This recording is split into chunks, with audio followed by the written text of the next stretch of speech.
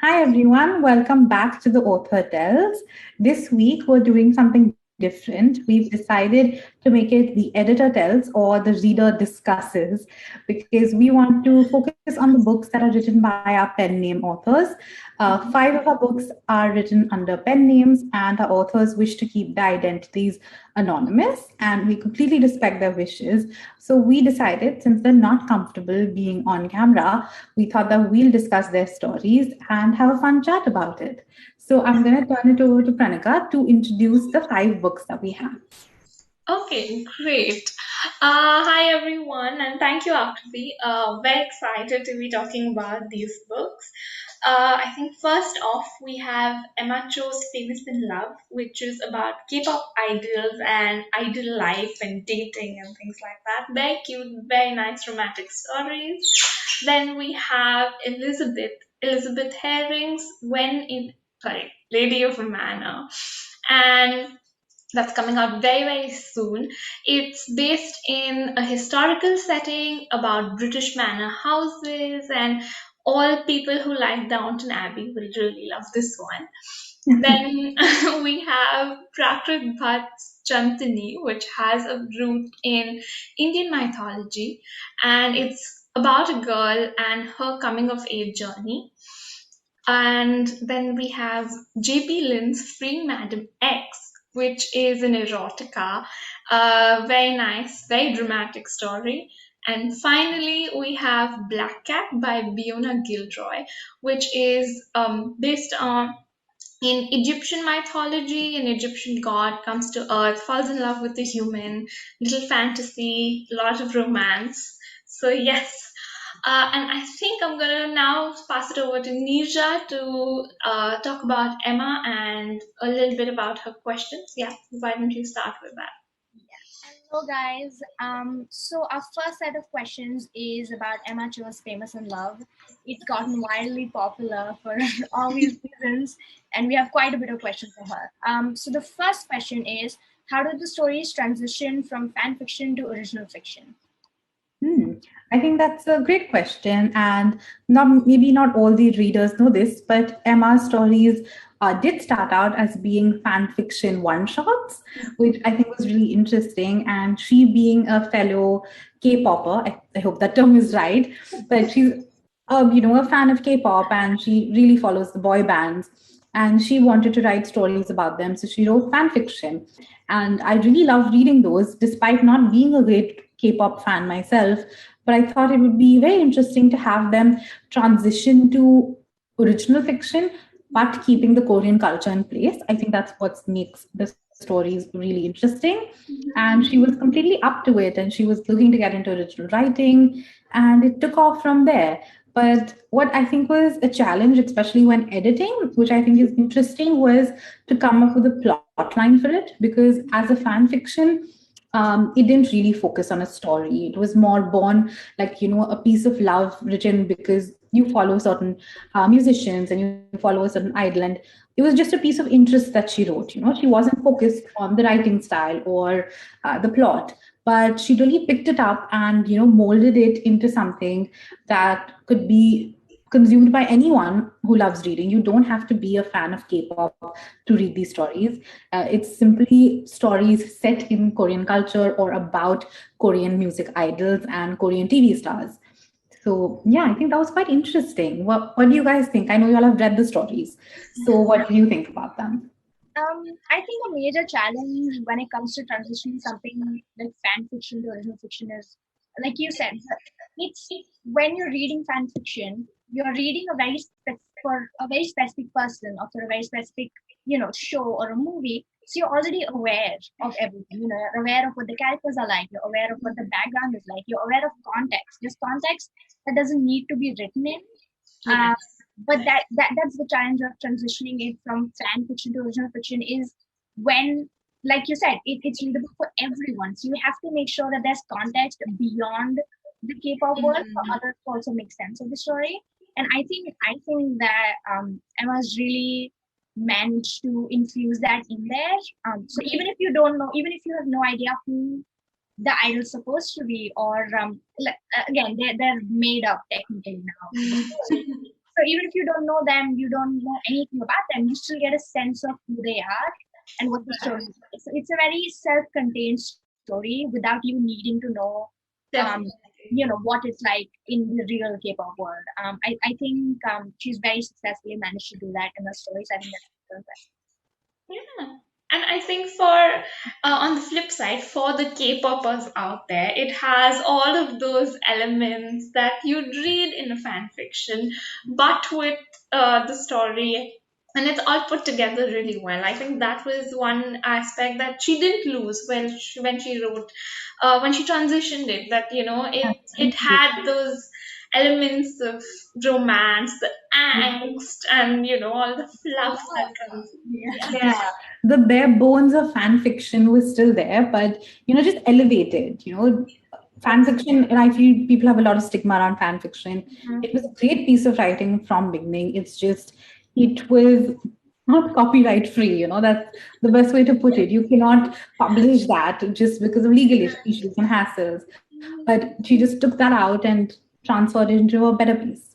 I think that was really interesting. Yeah. I think there was a lovely background on Famous in Love.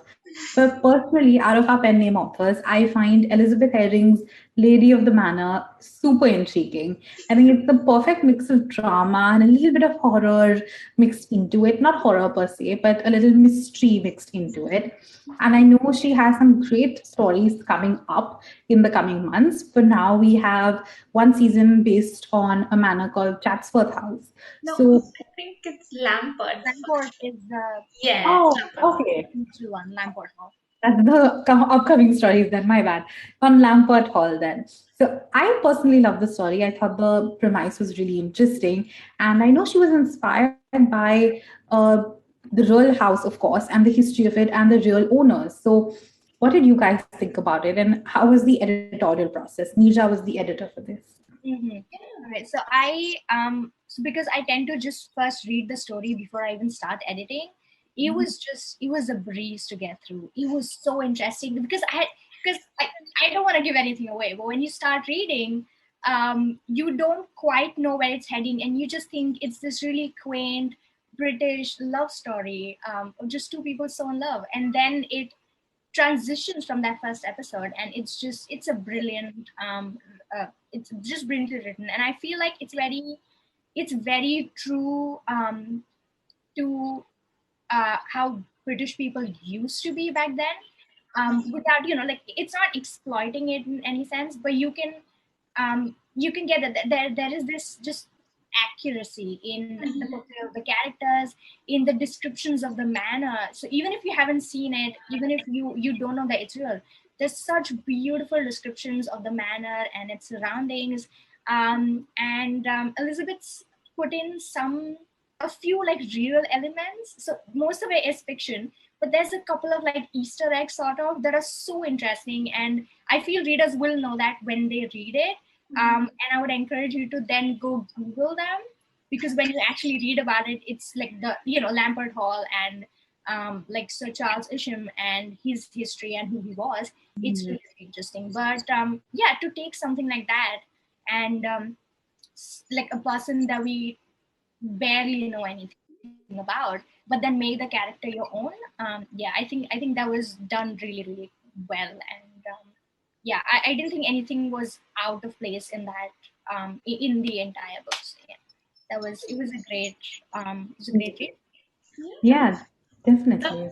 Yeah, and I think for something like this, it I'm sure there was a lot of research involved.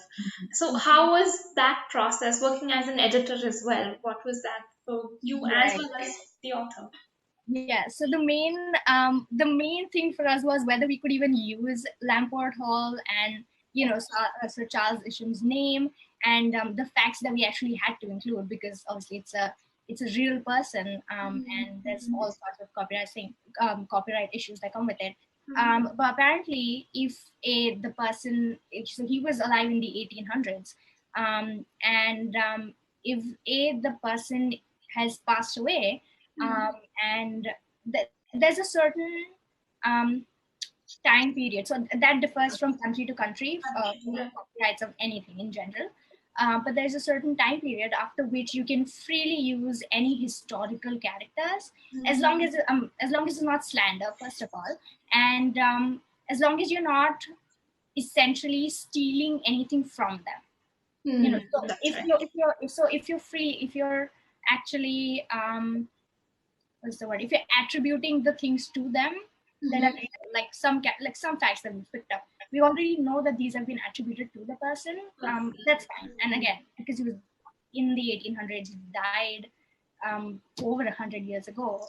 So yeah, we have that was a concern for me because I'm sure his descendants are still alive, and you don't know if they would be okay with like using it for commercial purposes. But yeah, legally that's completely fine. And a lot of research did go into it because we had to. It's I think that fine line between accurately portraying someone, but also because it's For sure. fiction, then how many liberties can you take with the character? Correct. Yeah, but I think again because it's such a historical character, it's fine. You're allowed to take some liberties with them, and also he's not technically not very well known per se. Yes, that's So right. yeah, so Correct. that was less of a concern for us.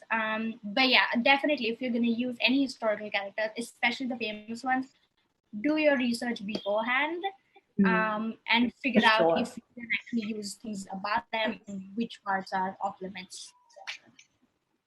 Okay, that's really nice.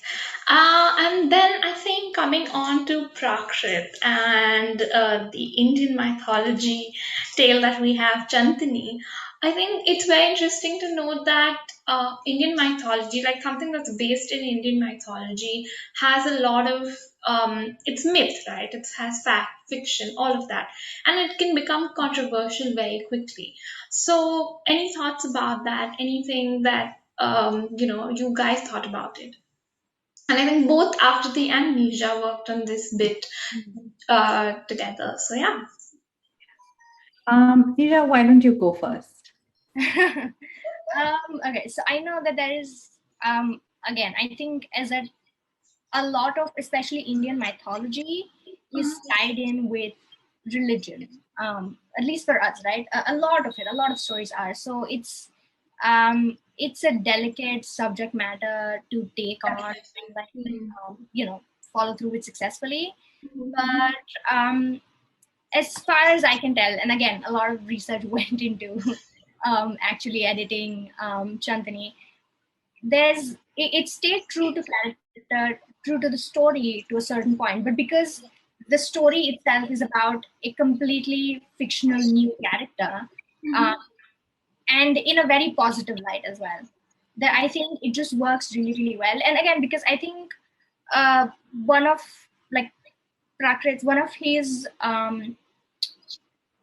what's the word I'm looking for? One of his goals was to introduce like a strong female character because we do have a lot of those in Indian mythology, so many of them. But yeah, so he was inspired by them, but also he wanted someone young and in charge, and he wanted to put like a woman forward in just epic stories of battles and revenge and avenging your parents and taking control, all of that. And I think he did that really like beautifully and successfully because it's a story that you technically know, but it's not really because in Right. theory you know what's gonna happen, who the villain is and how all of that transpired. But there's this new character in there now, and you have everything from their perspective and how they would handle it, and also from a woman's perspective. So I think yeah, there's a fine line, but I think it's been done quite well in that sense. It stays true to what Indian mythology represents and what it's trying to teach um, people now and for like ages and beyond.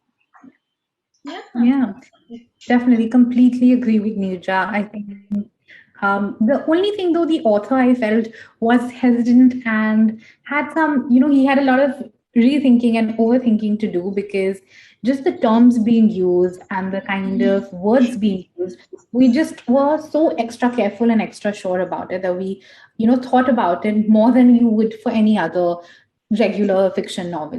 There's a lot of debate for this because we didn't want to use something that could hurt the sentiments of the people following the story, of the religion. We're not out to insult or disrespect any sort of god, deity, or any other mythological story out there.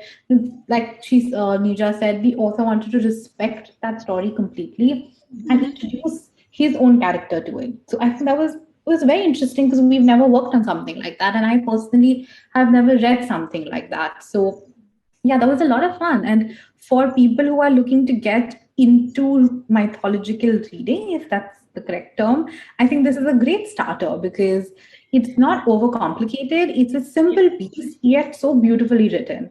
And it's short. It's one of our episodic series, so it's easy to consume, I think, which is the best thing. And also to plug in our own book, it's completely free on the app. So, that's a great reason to read it.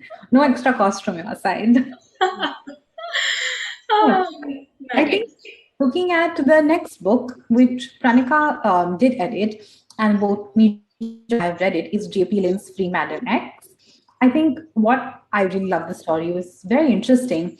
What I loved was that the story wasn't set in a specific place, despite I think the main protagonist having Indian origins. Yes, It wasn't set in the US or India or UK. It had its own universe. So what do you think was the author's thinking behind this? I think while working on the edits, I did, usually I'm a sort of person who likes description or who likes to know exactly where what is placed. But while discussing this with the author, the author was very adamant that, we should not have a place. Let people explore it the way they want to. And I think that's a very, very interesting outlook because you have the right descriptions there. You have the town where where it sort of is set in. There's a coal mine industry, that it's by the shore. All of those bits are there, but there's never a name. There's never a specific place or origin for any of the characters, which is why for readers it becomes very easy to sort of assume. As a reader, I can assume that Shania is a immigrant living in the US in some coastal town or in the UK or even Australia for that matter. And that also helps sort of, it lets people adapt and absorb in their culture and their ethnicity. I feel like it removes those restrictions, which is quite interesting because you have the description, you have everything you need to imagine it, but you at the same time it gives you the freedom to imagine it with the right accent and right atmosphere. I think that's very interesting. Yeah, I agree. There's, like you said, there's an anywhereness. Like this could take place anywhere, and I think that lends to the author being anonymous, right? It lends to their anonymity because that's kind of the point. They don't want people to know who they are, where they're from, and the story has to speak for itself, and it does. Like you don't have to have, and something like erotica especially, because there is a voyeuristic aspect to it, right? That people read erotica. And I think it helps to not have specifics nail you down to a story, like the place or the people or the ethnicity or whatever it might be. It helps to not have those in place because then you can sort of customize it to how you wish, according to your mood and what you're going for when you read the story. So I think that actually really helps and lends to the story. Yeah, for sure. Yeah. Great. I think the next book we have on our list is Beona Gilroy's Black Cat. Yes. Yeah. That is right. Again, Pranika is the editor for that. But yes, Neerja, you had a question about Black Cat.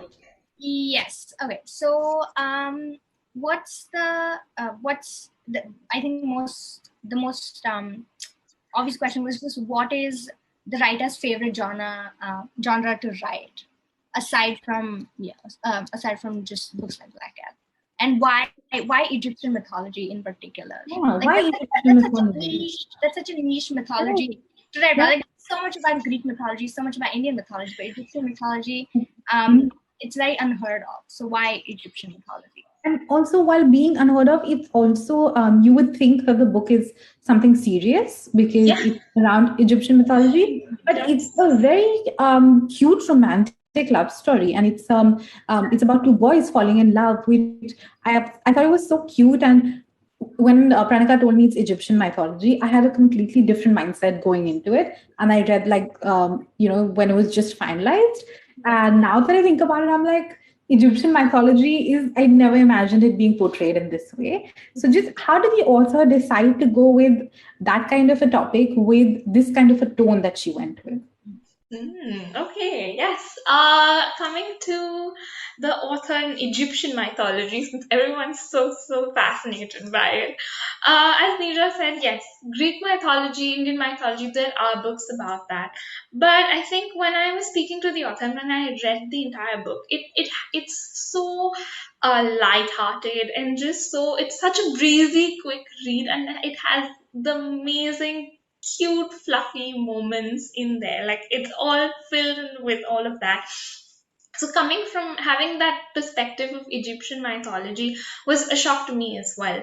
But I think while we were editing the book and while we sort of worked on it, there were a lot of aspects which helped in terms of the Egyptian mythology, because there were aspects where the god or the goddess, they have that flexibility, okay, that I'm coming to earth and I do this regularly and I'm sort of they're falling in love. It has those fantasy elements that add to the romance of it, because and also add to the obstacle bits, because he's an Egyptian god, he can't stay here and fall in love with a human and spend the rest of his life here. They need to sort of go back and live up to their duties. But that's the twist in the tale, like you're in love with a human and you don't want to go back, which is why I mean, spoiler alert, but the god gives away his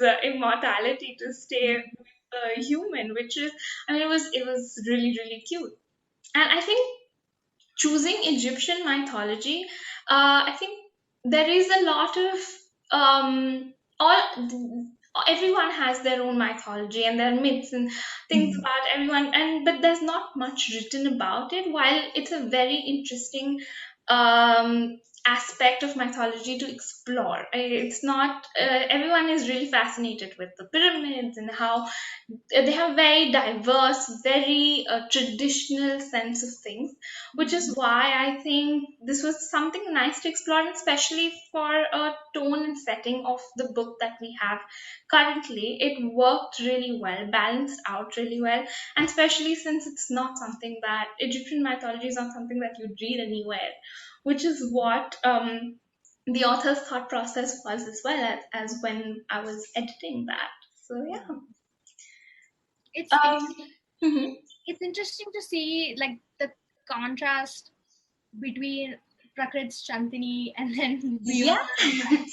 If you think Correct. about it, I mean, if you think about it, the core theme is similar, but they're so just wildly different reads. Quite different. Yeah, I think that's what it comes down to when a lot of people say that there's nothing original left to write.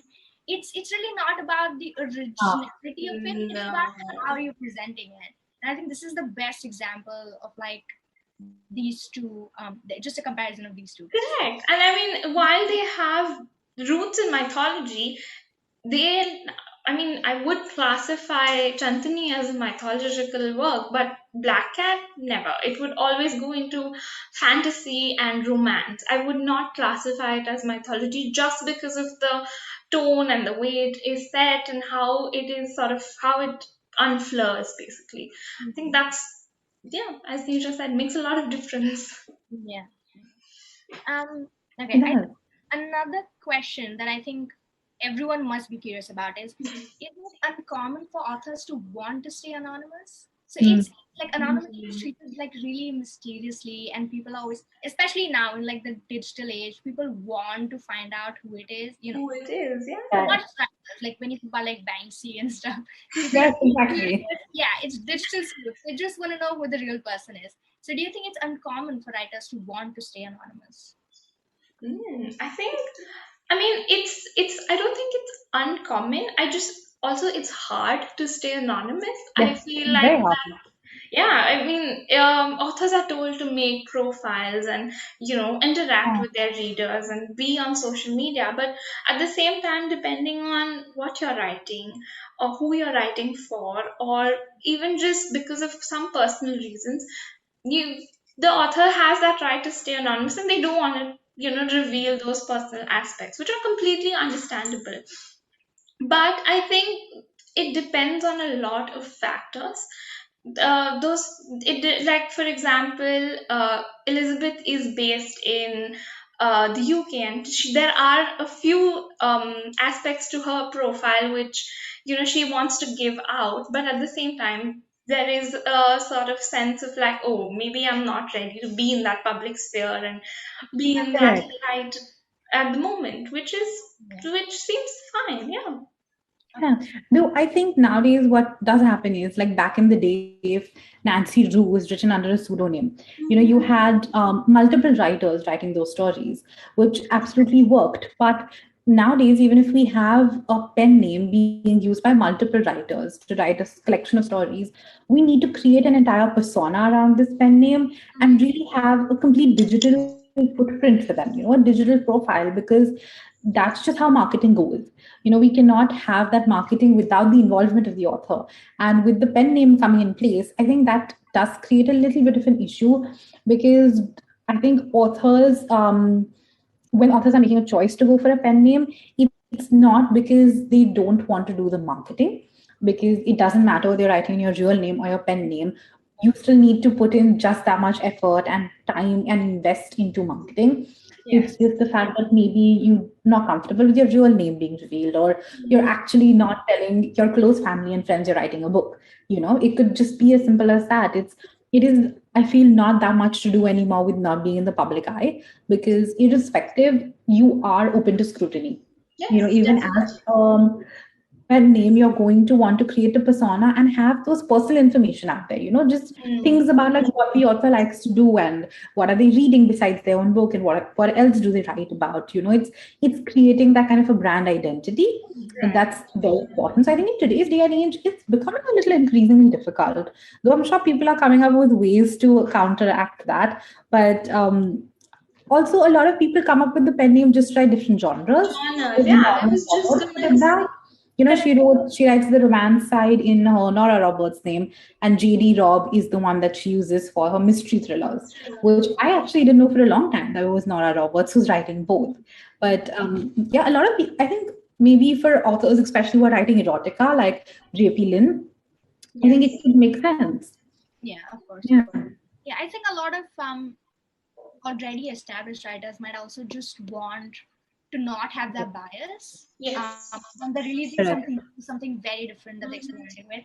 And also, in the olden times, especially, I know like the one reason for anonymity, which was for women to write under pseudonyms, like the Bronte sisters, which was essentially just because women couldn't get Couldn't. published. Right. Right. Yeah. Yeah, so they would write under pseudonyms of men.